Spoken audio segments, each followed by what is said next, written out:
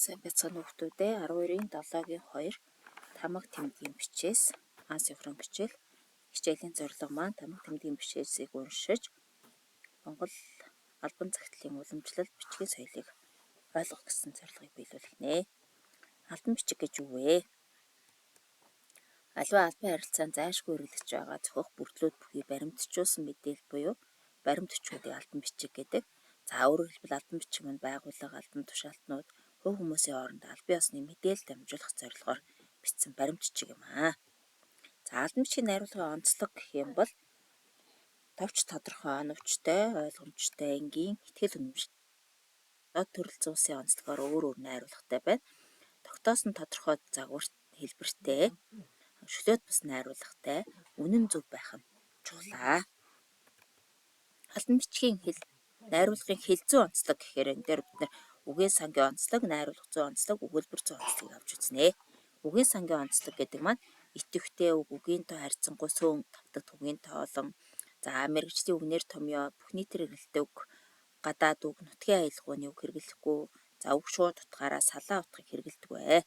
За найруулга зүйн онцлог гэхээр тогтсон стандарт загвартай байдаг. Албан бичгийн найруулга өөрийн гэсэн хүрээний үгтэй, уран дүрсэл хэрэглэдэггүй, бодит байдалд тусгагдсан, баримттай, үнэн магадлалтай, гадаад үгийг нэр томьёоны хүрээнд хэрэглэдэг, утга 100% захирах хүсэх баймж илэрсэн байдаг. Сэтгэлийн хөдөлгөөн илэрдэггүй харин утга зохиолын элийн хэмжээнд захирагддаг. Өгүүлбэр зүйн онцлог гэхээр өгүүлбэрийн ихэнх нь энгийн дэлгэрэнгүй өгүүлбэр байдаг. Өгүүлбэрийн гишүүдийн тогтсон байрыг өөрчлөхгүй, өгүүлбэр нь голдуу төгс өгүүлбэр байдаг. Тамга гэж юу вэ? За албан бичиг зэрэг дарах засаг дүр захиргааны байгууллага, албан газар, улсын болон хувийн аж ахуй нэгжүүдийн баталгаа олгож төмөр, мод, чулуу, эвэр, яс зэргээр хийсэн оноосон нэр, сүл бүхий бар тэмдгийг бид нэр тамга гэж үздэг. За албан бичгийг тамга тэмдгээр баталгаажуулалтын учир нь юу юм бэ? Яагаад заавал албан бичиг ер нь тамгатай байт юм бэ гэхээр тамга тэмдгээр баталгаажуулах нь тэр тухайн албан бичгийнхаа үнэн зөв хариуцлагатай байдлыг баталгаажуулдаг. За энэ тухайн бичиг албан ёсны зохих эрх бүхий байгууллагаас гаргасан гэдгийг баталгаажуулж өгдөг гэсэн. За мөн бичгийн хүлээн авагчид албан бичгийг хуулбарлаа дараагийн үйлдэлд ашиглах боломжийг олгодог. Тамга нь тухайн албан бичгийг батлах баталгаа болдог учраас тамга дарах байрлал нарийн журамтай байна. Хүлээн авагчийн нэрийг бичсэн хэсгийг дайруулан дарж баталгаажуулахын хамтаар засвар оруулахаас сэргийлнэ. Хэрэв загтлын зарлиг тогтоомжид цаас залгасан бол залгаасан дээр бас тамгыг дарна. Энэ нь уг цаас дараагийн хуудас гэсэн одоо үг юм аа.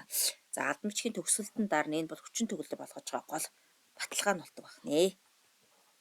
За тамга тэмдгийн уламжлал хэдийн үеэс одоо уламжлагдаж ирсэн юм бэ? За монголчуудын тамга тэмдгийн уламжилсан түүх, соёл, зан заншилтай гүнзгий холбоотой бөгөөд энэ одоо тухайн хүний байр суурь, эрх мэдэл, нийгмийн байр суурийг илэрхийлэх зорилготой байсан. За Монголын үе үеийн хаад ноёд түвшмэд ард түмний хэрэглэж байсан тамга тэмдгүүдийн хэлбэр, утга учир, зохион байгуулалт, тухайн цаг үеийн нийгмийн харилцаа, хүчлийн онцлог, бичиг соёлыг өөртөө тусгаж ядгаар онцлог. За тухайлбал 13 дугаар зууны үед төрийн тамга нь ууржин Монгол хүчгээрсэн бол Юан гүрний үед бол одоо дөрвөлжин үсгээр байсан. Харин манжин иргэшээлийн үед бол Монголын засаг захиргааны тамга нь манж Монгол хүчиг бүхий бичээстэй болж өөрчлөгдөж байжээ. За 1911 онд Монгол улс тусгаар тогтнолоо сэргээн төрийн хаш тамгыг соён бүхий ууржин Монгол дөрвөлжин үсгээр засаг захиргааны байгууллагад дундаад соён бүтэй ууржин Монгол хүчгээс бүхий тамга хэрэглэж ирсэн. За 1921 онд болохоор 21 оноос нөгөө ардчилсан хувьсгалаар бий болсон ардын засгийн газар за түүний дараах бүгд найрамдах Монгол ард улс төрийн дамганд уламжлаж сэргэлсэн Монгол төрийн залгамж чанар бол хадгалж ирснийг энд харуулж байна. За 1940 онд батлагдсан үндсэн хуулинд улсын сүлдийг өөрчилсөнтэй холбогдсон улсын баг хурлын тэргүүлэгчдийн 40 оны 11 дугаар сарын 16-ны 63 дахь тогтоолоор тамга нь дугуй хэлбэртэй болсон байдаг. За ингээд бүгд найрамдах Монгол ард улсын төрийн хэрэг хөдлөг бичиг нь кирилл бичиг болж өөрчлөсөн тамгыг шинжилэн тамга тэмдгийн бичээсээ кирилл үсгээр бичдэг болжээ. За тамга тэмдгүүдийн дараах жишээнүүдийг хараарай хүүхдүүдээ. За их Монгол улсын Гүйг хааны тамга бол ийм тамга байсан юм байна. За Юа улсын их хаадын тамга за эхмлэр бичсэн юм тамга байна. За мөн Монголын эзэнт гүрний бусад улсуудын хаадын тамганууд бол одоо энэ дарцсаар ингээд дарцсан байгаа улаан ийм тамгануудын байна. За их Монгол улсын Гүйг хаанаас 1246 онд Ромын пап дэлгэсэн төрийн бичгийг батламжилсан тамганы дарцыг судлаад Чингис хааны амьд цэрүүндээ төрийн эрхт хэрэглэж байсан тамганы бичээс гэж За хааны зарлиг шийдвэрийг хүчин төгөлдөр шинжийг тодорхойлох хамгийн чухал батламж бол төрийн тамга болно. За иймээс төрийн тамгыг түүнийг өгөөдөө хаан ач гуйг хаан аль аль нь уламжлан авч хэрглэж ирсэн маргаангүй гэж судлаачид үздэг байна. За тамга тэмдгүүдийн жишээ.